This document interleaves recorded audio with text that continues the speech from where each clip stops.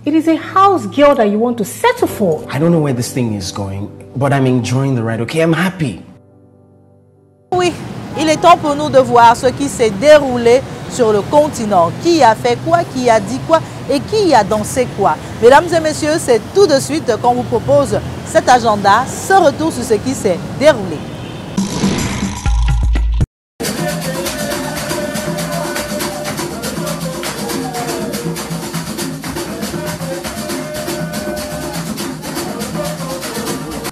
Une soirée où l'on a pu voir des jeunes épanouis dans leur culture et art. Cela s'est déroulé du côté de l'IFC de Douala. La compagnie Koundé a fait lever une foule. Des spectateurs qui se sont reconnus dans les chants, tambours et rythmes qui leur ont été servis plus de 2 heures durant. Un plateau décoré pour la circonstance qui accompagnait la découverte des pas énergiques de notre lionne internationale, Were Liking, qui a partagé avec les jeunes danseurs.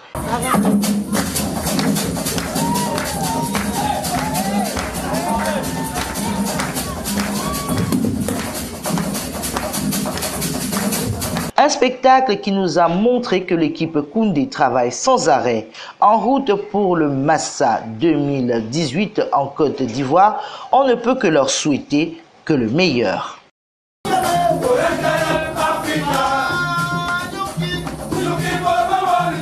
À 1000 francs et 500 le kilo de livres, la librairie éphémère pour cette 3e édition de Lire à Douala fut un succès. La salle des fêtes d'Aqua a été le lieu pour cette grande fête populaire du livre. Venus en grand nombre, les passionnés de lecture, parents et curieux ont pu confirmer la véracité de cette vente qui vise à rendre accessible à tous la lecture. Je suis venu aujourd'hui à la salle des fêtes d'Aqua, assister à l'événement librairie éphémère. Donc il y a une vente de livres au poids et aussi des livres qui sont vendus au prix, à leur prix normaux. J'ai regardé un peu, il y avait des romans, il y avait des biographies, il y avait des choses sur l'histoire du Cameroun, plein de choses. Et moi je suis tombé amoureux de ce livre-là. Omambi, qui est donc un ancien joueur des Lions Indomptables du Cameroun, qui a marqué l'histoire du football de ce pays en marquant le fameux but contre l'Argentine en 1990. La collecte pour cette librairie éphémère se tient tout au long de l'année à travers des bénévoles de l'association qui rapportent les dons de livres des personnes de bonne volonté voulant participer à cette sensibilisation à leur manière. Aujourd'hui, vous assistez à la librairie éphémère au cours de laquelle nous vendons à 1000 francs le kilo des livres qui nous ont été donnés par différentes personnes. Nous ne faisons pas de profit sur cette vente puisqu'elle sert uniquement à couvrir les frais de fonctionnement de cette librairie éphémère. Mais les livres, 1 kilo de livres à 1000 francs, je pense que c'est quand même abordable. Hein. Je ne sais pas si on trouverait les prix pareils dans une librairie normale. Ça, c'est une librairie éphémère, donc il faut en profiter. Lire à Douala, c'est des événements qui ont lieu une fois par année. 2 présentations spéciales étaient au programme, Minga et la cuir cassée et le processus de l'écriture à l'édition. Une 3e édition qui, en dehors de cette librairie tant attendue, avait au programme conférences, concours littéraires, visites des lycées pour des échanges entre auteurs et élèves. Cela étant, l'association Lire à Douala a également plusieurs autres activités. Elle organise un concours annuel, elle organise des ateliers d'écriture dans les écoles, des visites des auteurs dans les écoles et des conférences. Nous donnons rendez-vous au public pour la 4e édition l'année prochaine et nous espérons qu'il sera encore plus nombreux que cette année. Rappelons que l'auteur de Comment faire l'amour avec un nègre sans se fatiguer, Dany Laferrière, était la grande affiche pour cette édition de Lire à Douala 2018. Voilà, mesdames et messieurs, nous sommes au terme de notre si belle émission. Aujourd'hui, nous avons fait un tour dans l'histoire, nous avons fait un tour dans la culture. Nous avons eu l'occasion de découvrir ce 2 février cet hôtel qui a marqué l'indépendance économique du peuple togolais. Nous avons eu ce monument qui marque l'indépendance, c'est-à-dire politique, économique aussi. On l'a vu, c'est important, ça rappelle que l'Afrique aussi, à un moment, décider de se retirer des autres et pouvoir exister. Et nous avons aussi ce palais de congrès, je précise, qui était avant l'espace réservé au RPT, voilà, le rassemblement des peuples togolais. Aujourd'hui, c'est où l'Assemblée nationale siège, c'est l'endroit où le peuple se retrouve pour échanger, pour avoir des événements, pour faire beaucoup plus. C'est l'espace qu'on va dire réservé au peuple et à tous ceux qui veulent apporter quelque chose de positif au peuple togolais. Mesdames et messieurs, nous sommes au terme de notre émission. Oui, l'adresse, vous la connaissez. Nous espérons vous avoir avec nous très prochainement parce que nous allons encore vous apporter des éléments enrichissants, importants pour votre connaissance de votre continent. L'Afrique, elle est belle et elle le sera toujours. Mesdames et messieurs, à très bientôt pour encore plus sur notre culture. Mesdames et messieurs, portez-vous bien et à très bientôt. Un grand merci à tous ceux qui nous encouragent, tous ceux qui nous accompagnent parce que l'Afrique en a besoin. Bye bye.